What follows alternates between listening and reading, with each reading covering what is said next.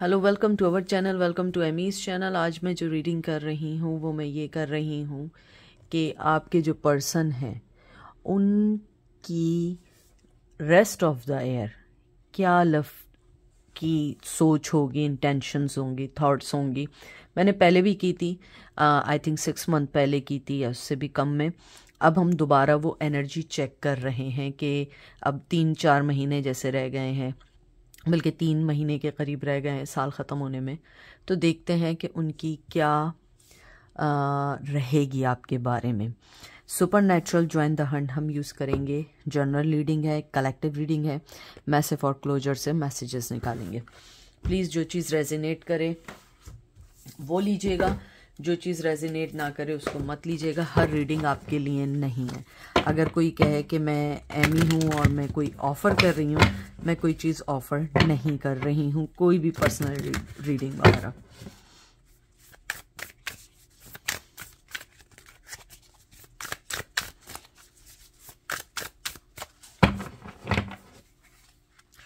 सबसे पहला आपका कार्ड आया है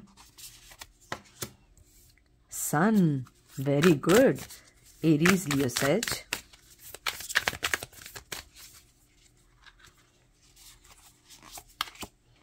चैरियट, कैंसर। अगर आप देखें ये दोनों मेजर आर्काना आए हैं। अगर मेजर आर्काना आते हैं, ये मेरी सोच है, ये मेरी थिंकिंग है, ये मेरी रीडिंग का है। मुझे लगता है एंजल आपको कोई ख़ास मैसेज देना चाहते हैं।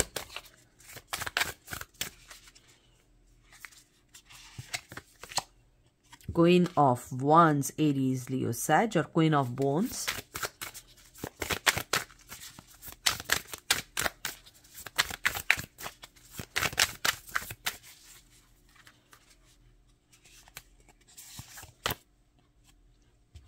Five of swords, Gemini, Libra, Aquarius। मुझे लगता है आपके पर्सन को लगता है कि आप ऑलरेडी मूव ऑन हो चुके हैं।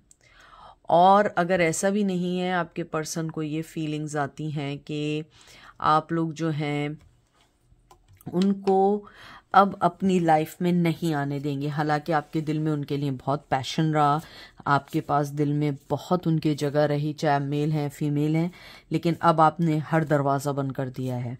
उनको ये मालूम है कि आज भी आप उनके लिए सोचते हैं, लव है, सब कुछ है, लेकिन आप उन्हें आगे नहीं बढ़ने दोगे, आप उन्हें रोक दोगे, क्योंकि आप एक तरीके से मूव ऑन हो चुके हैं, आगे बढ़ चुके हैं।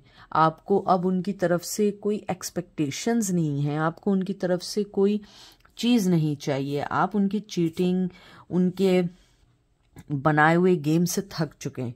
वो जो गेम खेलते थे उन्होंने आपका कुछ नहीं किया, उन्होंने अपनी ज़िंदगी तबाह कर दी। मुझे ये भी लगता है आपके जो पर्सन है वो आपको ये भी कहना चाहते हैं कि सही है, गलती मेरी थी, तुम मूव ऑन हो चुकी हो या हो चुके हो, लेकिन मेरे दिल में आज भी तुम्हारे लिए मोहब्बत है। आपको वो बहुत पैशनेटिव समझते हैं, आपको बहुत समझदार समझते हैं, आपको समझते हैं आप बहुत ज़्यादा खुले दिल के हैं, मोहब्बत देने वाले हैं।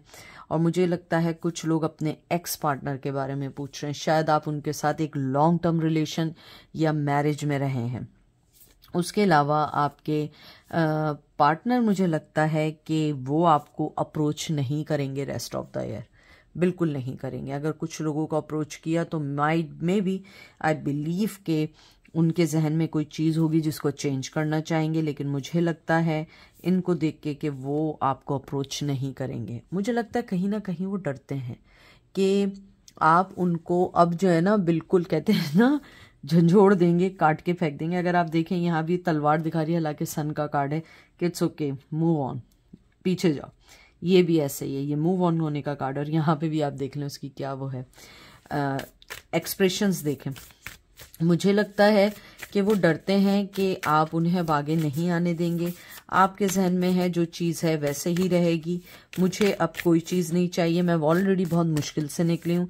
लेकिन लव प्रोटेक्शन के मुताबिक मुझे लगता है they are not approach you or bother you. उन्हें लगता है ये आपके साथ बहुत गलत होगा कि अगर आपको अप्रोच किया गया, क्योंकि आप अपनी ज़िंदगी में ऑलरेडी मूव ऑन हो चुके हैं। Magician, Gemini, Libra, Aquarius।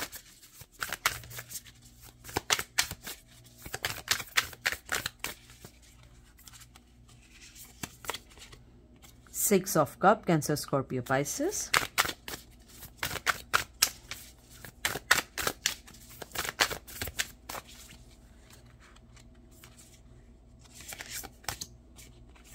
Eight of Pentacle, Taurus, Virgo, Capricorn. मुझे लगता है आपके जो पर्सन है, टू बी फ्रैंक और टू बी ऑनेस्ट, मैं ये कहूँगी, वो फिर भी आपके साथ गेम खेलेंगे और आपकी तरफ आएंगे। अप्रोच नहीं करेंगे, बोलेंगे नहीं, गेम खेलेंगे इनडायरेक्टली, किसी के ज़रिए बुलवाएंगे या कोई मैसेज करेंगे या कोई ऐसा सोशल मीडिया पे मैसेज लगाएंगे जो सिर्फ आप अंडरस्टैंड करते हैं।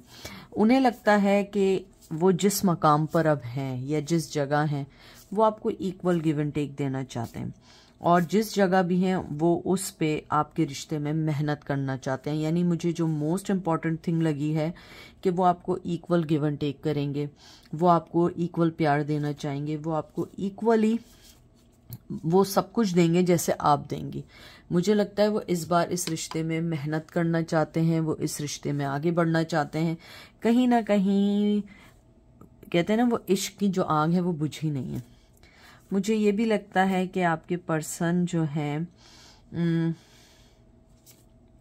एक तरीके से, अगर मैं देखूं जो मुझे एनर्जीज फील हो रही हैं, कि उन्होंने आपकी तरफ शायद बहुत अरसे से मतलब बैक की हुई है, बहुत अरसे से नो कांटेक्ट में भी हैं, और शायद आपको उम्मीद तो ख़त्म ही हो गई है, लेकिन आप सिर्फ जस्ट चेक करने आए कि लव प्रेडिक्शंस क्या हैं।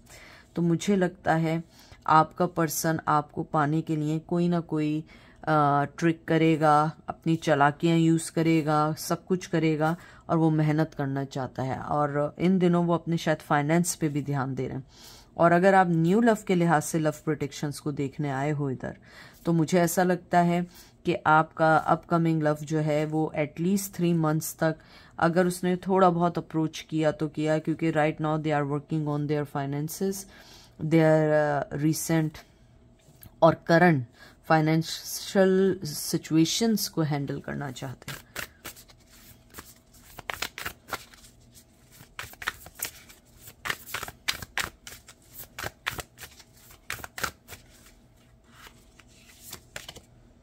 Nine of Cup, Cancer, Scorpio, Pisces.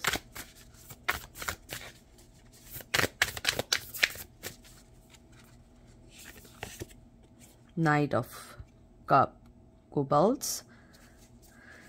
Cancer, Scorpio, Pisces बहुत ज़्यादा इमोशनली अटैच्ड हैं, बहुत ज़्यादा इमोशनली ड्रेन हो रहे हैं, मोहब्बत देना चाहते हैं। एंड जस्टिस देख लें। मुझे इन सब कार्ड्स को देख के बहुत स्ट्रांगली लगता है, और आखिरी जो आया है वो हैंगमैन आया है। हैंगमैन मुझे किसी को बताने की ज़रूरत नहीं है, जैसे मैंने आपको अभी बिल्कुल शुरू में कहा था। फिर आप कहते हैं दीदी आप कैसे बताती, मैंने देखा आपको एक बात की थी, सारी चीज़ें अपनी जगह हैं लेकिन वो आगे नहीं बढ़ेंगे। हैंगमैन जो आखिरी कार्ड आया वो यही आया। मुझे लगता है वो जानते हैं कि उन्होंने क्या गलती की है, वो जानते हैं कि आपको जस्टिस देना चाहिए, वो जानते हैं कि वो गलत हैं, वो सब कुछ जानते हैं। उनकी नज़र में कोई चीज़ ऐसी नहीं है कि आपको लगे कि नहीं उनको मालूम नहीं है या उनको पता नहीं है। उन्हें पता है आपको जस्टिस देना, उन्हें पता है आपको कहीं ना कहीं अपनी मोहब्बत देनी है, क्योंकि 9 ऑफ कप मुझे लगता है कि बड़ी इम्पॉर्टेंट सिचुएशन थी जब आप दोनों एक दूसरे के करीब थे। यानी 10 ऑफ कप होने वाले थे, लेकिन कहीं ना कहीं वो सारे कप ड्रेन हो गए, सारे कप बिखर गए। मुझे लगता है एक कप आज भी उस पर्सन के पास है जो वो आपको देना चाहता है, इमोशनली अटैच्ड है। लेकिन हैंगमैन जो सिचुएशन मैंने आपको जो अभी बताई है, ये जो हैंगमैन सिचुएशन आई है, अभी वो आगे बढ़ने वाले नहीं है। सब कुछ पता होने के बावजूद आगे नहीं बढ़ने वाले। उन्हें लगता है ये बहुत गलत होगा, उनको लगता है ये सारी चीज़ें बड़ी गलत होंगी कि आप जो हैं आपको वो अप्रोच करें और उसके बाद वो चले जाएं, क्योंकि वो परमानेंट अभी आपकी लाइफ में नहीं आ सकते हैं सिचुएशंस को देख के। लेकिन इसमें कोई दो राय नहीं है कि वो आपको अपना लव देना चाहते हैं, अपने इमोशंस देना चाहते हैं। आज भी उनके दिल में आपकी मोहब्बत की आग है। और नेक्स्ट जो भी रेस्ट ऑफ द ईयर है, शायद कुछ लोगों को अप्रोच हो, कुछ लोगों तक पहुंचे और कुछ लोगों तक लोग पहुंच भी गए हों, लेकिन मेजॉरिटी मुझे यहाँ पे लगता है कि वो आपको अप्रोच नहीं करेंगे, वो आपको तंग नहीं करेंगे, क्योंकि अभी वो शायद अपने कहीं फाइनेंस से लड़ लें। और अगर आप लोग न्यू लव के लिए लव प्रोटेक्शन मालूम करने आए हैं तो मुझे लगता है आपका पर्सन अभी इस वक्त अपने फाइनेंस, अपनी चीज़ों पे, अपने घर के, अपने ज़िंदगी के बहुत से मसलों में है और उन्हें लगता है कि इस वक्त आपको छेड़ना सही नहीं है। ठीक है, अब देखते हैं उनके दिल में क्या बात है।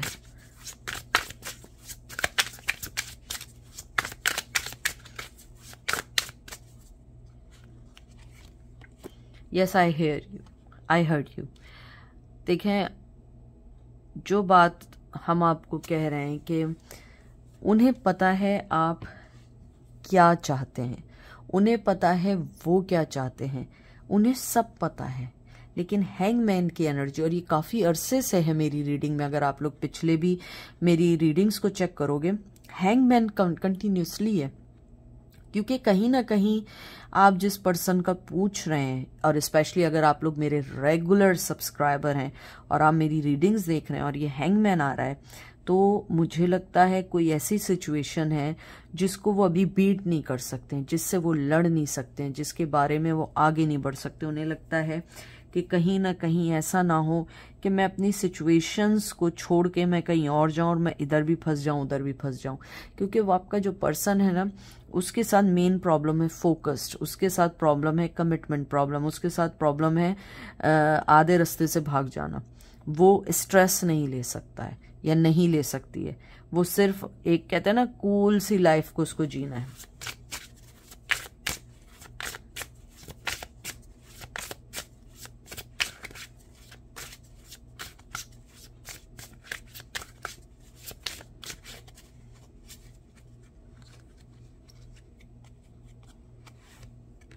You can break generational pattern.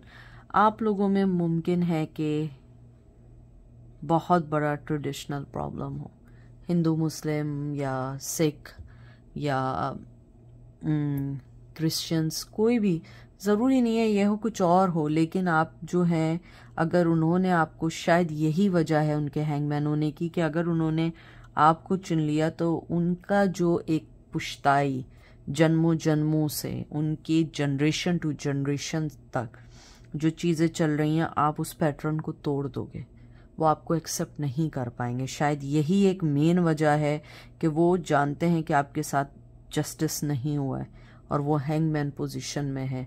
तो मुझे लगता है वो सब जानते हैं कि गलती आपकी नहीं है, गलती उनकी तरफ से। शायद आप इतने स्ट्रिक्ट ना हो, लेकिन आपके जो पर्सन हो, उसकी फैमिली जो हो, वो बहुत कंजर्वेटिव हो। I am with our and, देखें वही आया है, I am with our ancestors. मुझे लगता है आपके जो पर्सन हैं वो बहुत मजबूर हैं, उन्हें अपनी जो भी है, उन्हें अपने मज़हब, अपने ट्रेडिशन, अपने कल्चर को निभाना है। वो इस चीज़ से हट नहीं सकते हैं, चाहे कुछ भी कर लें, वो इस पैटर्न को नहीं तोड़ सकते। और आई थिंक, देखें, मैं इस चीज़ को बुरा नहीं कहूँगी, सही है कि आपके साथ इंसाफ नहीं है, लेकिन हमें कभी कभी अपने प्यार को और चीज़ों की हमें कुर्बानी देनी पड़ती है अपने कल्चर और ट्रेडिशन के ऊपर, क्योंकि जो चीज़ चली आ रही है हम उसको तोड़ नहीं सकते हैं। कुछ लोग तोड़ भी देते हैं, इट्स नॉट, मैं उनको भी बुरा नहीं कहूँगी, लेकिन यह है कि आपका जो पर्सन है वो अपने एंसेस्टर, अपनी जनरेशन पैटर्न, अपनी चीज़ों को नहीं तोड़ सकते।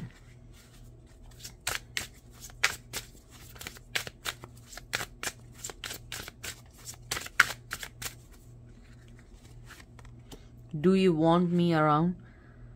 लेकिन फिर एक चीज़ ये भी पूछना चाहते हैं आपसे कि अगर, यानी कि वो तो उन्होंने से बोला है do you want me around, लेकिन वो आपसे ये कहना चाहते हैं कि अगर उन्होंने इतना बड़ा स्टेप लिया, अपनी फैमिली छोड़ दी और आपके पास आ गए, क्या आप में इतना है कि आप उनके लिए लड़ सकोगे? ज़रूरी नहीं है कि ट्रेडिशन हो सकता है एज का डिफरेंस हो, पैटर्न उनकी लाइफ में, उनकी फैमिली में रहा हो, बड़े बूढ़ों ने क्या हो कि एक होता है ना, एक स्पेसिफिक डिफरेंस होता है एज का, या कोई स्पेसिफिक चीज़ होती है जो उनके यहाँ शादी में होती हो या पार्टनर में रखी जाती हो सकता है लैंग्वेज बैरियर हो सकता है लॉन्ग डिस्टेंस का हो। बाज़ दफ़ा होता है लोग किसी एक ही तरीके की अपने में शादी करना चाहते हैं, कुछ भी हो सकता है डिफरेंट। तो मुझे लगता है कि वो फिर भी ये सोचते हैं कि आप शायद अगर उन्हें कोई ऐसा सिग्नल दें जिससे उन्हें ये पता लग जाए कि आप उन्हें देखना चाहते हैं। I don't know why. उन्हें लगता है पता नहीं मैं ये बात क्यों पूछ रहा हूँ या पूछ रही हूँ कि तुम मुझे देखना चाहते हुए नहीं अपने इर्द गिर्द, क्योंकि मुझे खुद नहीं पता है कि मैं क्या चाहता हूँ। लेकिन मुझे लगता है वो आपसे यही पूछ रहे हैं कि मैंने तुमसे ये जो बात बोली है, do you want me around, मैंने क्यों पूछी है मुझे नहीं पता, क्योंकि शायद अगर तुम यस कह दो तो मैं ये भी पूरी नहीं कर पाऊंगा या नहीं कर पाऊंगी, लेकिन फिर भी मैं पूछना चाहता हूँ या चाहती हूँ।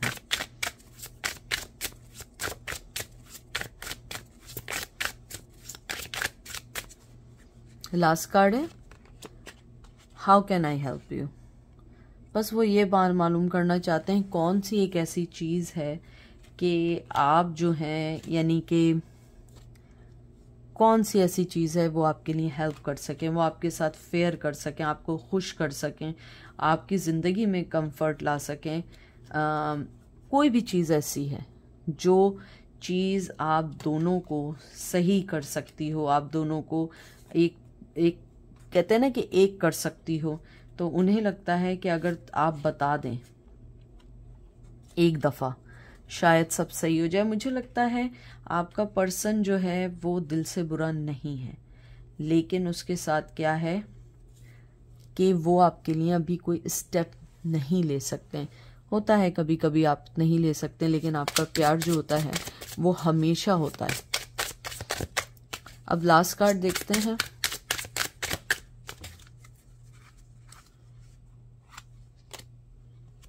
I am with you all the time. कुछ भी रहे लेकिन वो आपके साथ हैं, जैसे भी हैं आपके साथ हैं। और ये आखिरी कार्ड एक और है, I miss your our morning coffee. Coffee हो सकता है, चाय हो सकता है। ये दो कार्ड हैं जिससे मुझे लगता है कि उनके दिल में भी आपके लिए अच्छी फीलिंग्स हैं। तो अपनी होप को कायम रखें, होप को लॉस ना करें। हो सकता है एक वक्त आए कि वो पर्सन आपके लिए बहुत स्ट्रॉन्ग स्टेप ले लें। तो ये थी आज की रीडिंग। अपना ख्याल रखिएगा, दुआ में याद रखिएगा। Take care, bye.